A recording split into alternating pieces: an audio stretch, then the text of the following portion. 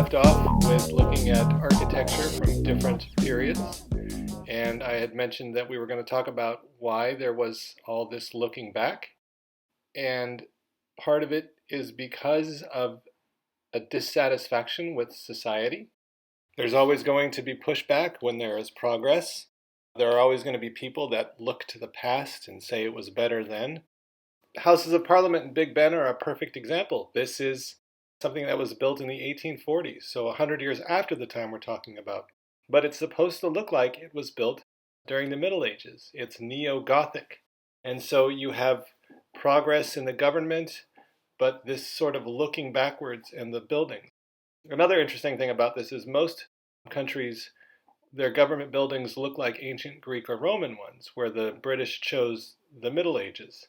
So I guess what I'm trying to say is that in times of great change, there is often a segment of the society that needs to be comforted by the past. So now we're going to look at who was a part of that society. Who made up these industrialists, these globalists, these merchants that were pushing British politics, British capitalism across the world and into the future?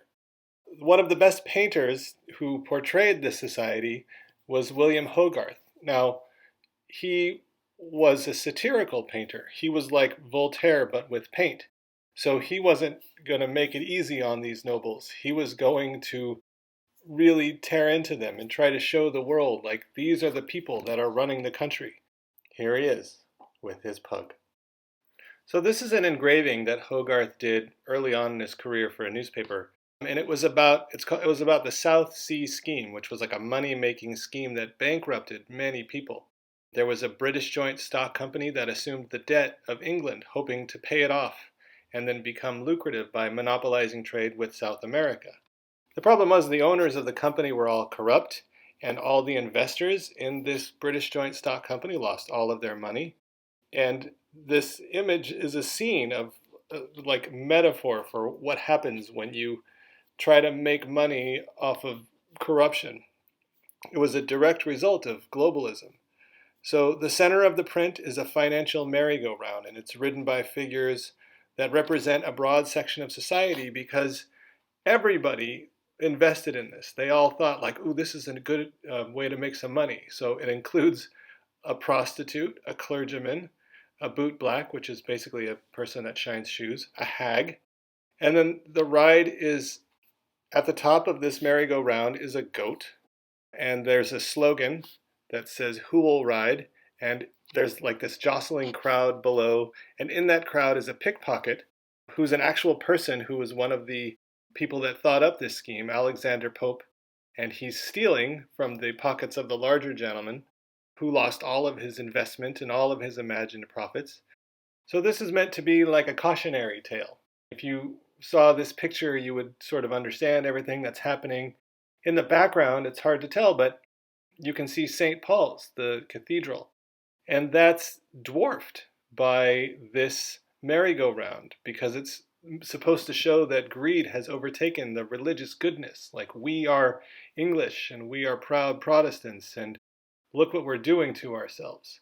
So this is straight up moral indignation, saying, look what we've done to ourselves. I'm showing you this not because I want you to go and research the South Sea Scheme, but I want you to see who William Hogarth was as a painter. So we're going to look at 6 paintings in a row. I'm going to try to burn through them pretty quick. But they're all a part of a set called Marriage a la Mode, and they were painted over a couple years. And they are just a straight up roasting of the upper class in 18th century society with all these moralistic warnings. And they show the disastrous results of an ill-considered marriage for money. And this is satirizing patronage, aesthetics. Basically, William Hogarth is taking on all of society with these paintings. And they're funny and they're fun to look at. So let's take a deep dive and look at each one of these individually. Okay, we start with the marriage settlement, or as Hogarth called it, the marriage contract. And this is an arranged marriage between the son of the bankrupt Earl Squanderfield. So he gave all these people names. and the daughter of a wealthy but miserly city merchant. So basically, it's a noble who lost all their money and marrying her off to a middle-class merchant who made money in trade. And you can see in the window that there's a new mansion that's being built, but the building stopped because the Earl Squanderfield ran out of money, and he's negotiating payment for further construction at the center table. He has gout, which just means he eats rich foods, and he proudly points to a picture of his family tree starting with William the Conqueror. I'm not going to get into it, but that means like 1,000 years, basically. The son views himself in the mirror, showing where his interests lie. He is more interested in his own reflection. He's very vain. The merchant's daughter is consoled by the lawyer. Silvertongue is the lawyer's name, and she's polishing her wedding ring. And Silvertongue and the woman, as we'll see, get something going. Even the faces on the walls seem sad, oh, I can't believe this is happening. And the two dogs chained to each other in the corner mirror the situation of the young couple. They do not look happy to be chained together, and they're chained together. This next one is called TeteTete, which means head to head, but Hogarth called it shortly after the marriage.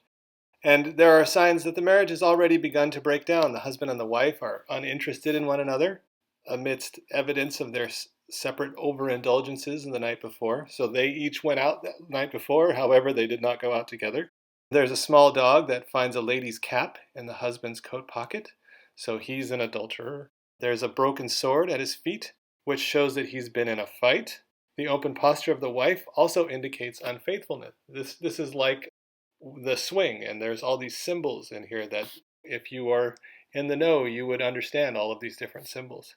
The disarray of the house and the servant holding a stack of unpaid bills shows that the affairs of the household are a mess. So these two were brought together to create this union that would make everybody better. It would give the noble man riches, and it would give the wife a social standing. But in the end, they're miserable together, and nothing is happening.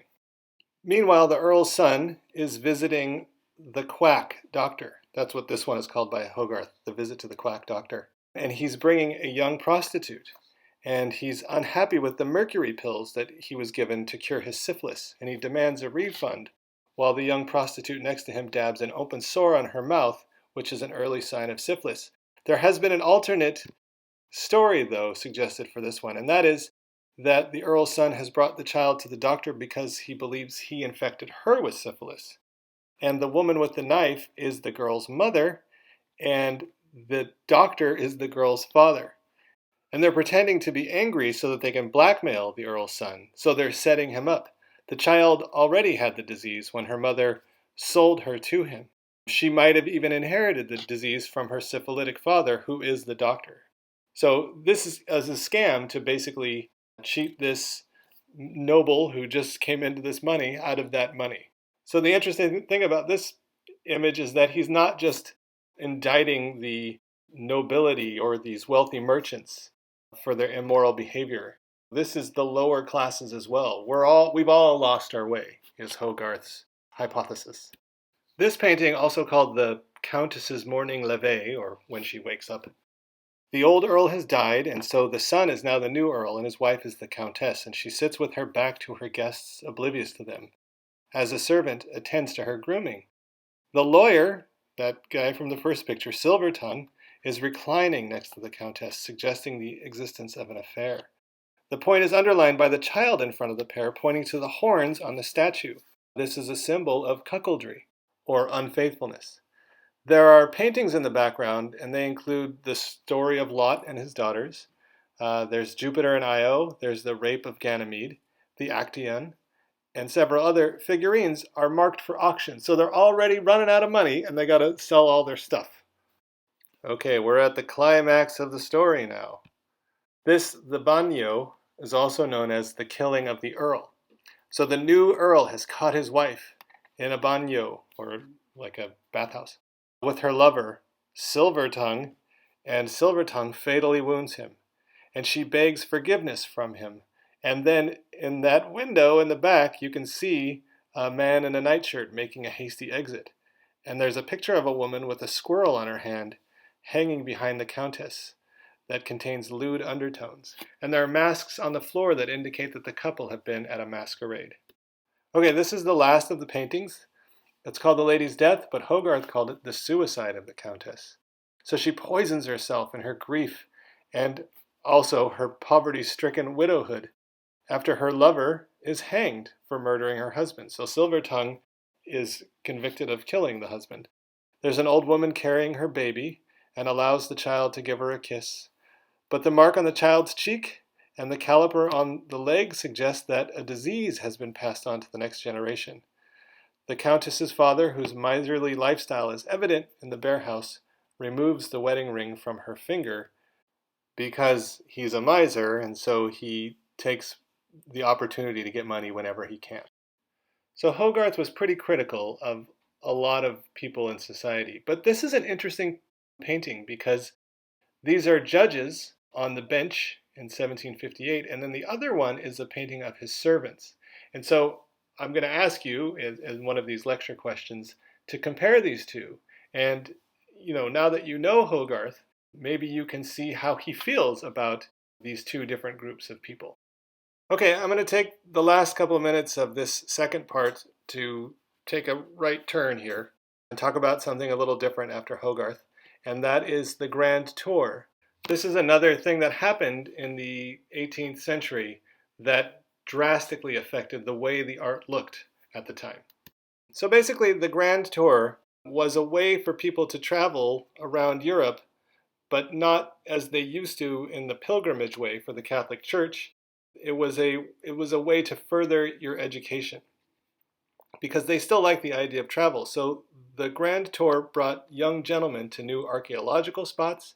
They looked at the ancient grandeur of Rome. These young gentlemen took 2 to 4 years to finish this very long field trip from England to the southern part of Italy. They brought their tutors and their servants.